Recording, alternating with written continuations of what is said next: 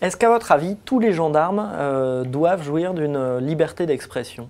Alors, sur le plan individuel, je pense qu'effectivement, il faut que petit à petit on sorte de cette culture de la grande muette. Surtout qu'on est un peu les derniers, hein. C'est le dernier carré des grandes armées démocratiques. Et je pense aux anglo-saxons, où l'expression des militaires est beaucoup plus acceptée par la société civile et le pouvoir politique qu'en France. Je pense en Grande-Bretagne, il y a quelques années, le chef d'état-major des armées avait critiqué des choix stratégiques de l'Angleterre en Irak. Et puis il est resté à son poste.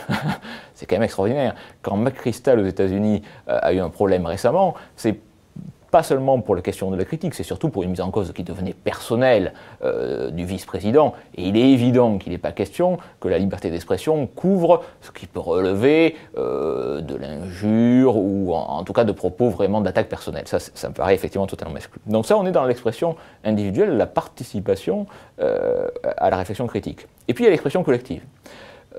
On a d'autres armées occidentales, et surtout celles des pays, l'Allemagne, des pays nordiques, où il y a carrément des syndicats dans les forces armées. Je pense pas, et puis la culture française n'est pas prête à ce type de changement qui ne me paraissent pas souhaitables, mais je pense que des associations professionnelles capables d'une capacité d'expression collective, et seulement d'expression collective, c'est-à-dire ni codécision, ni cogestion, ni grève, ni tout ce qui va avec, mais juste l'expression collective pour quelque part faire venir dans le débat public les problèmes de défense et de sécurité d'une autre manière. Parce que finalement, nos soldats et nos gendarmes, est-ce qu'ils n'ont pas aussi des choses à dire sur les problèmes de défense et sécurité? Est-ce que ça n'intéresserait pas les citoyens?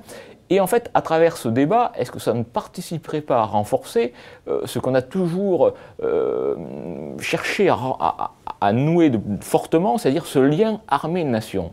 Depuis la fin du service national, les militaires sont un peu extérieurs à la société, justement parce qu'ils ne s'y expriment que par le biais de communiqués bien cadrés par le ministère de la Défense. Je pense que créer du débat, créer un peu de liberté d'expression dans ce domaine-là, renforcerait l'appartenance de l'armée à la nation. En fait, bref, les soldats, ce sont aussi des citoyens.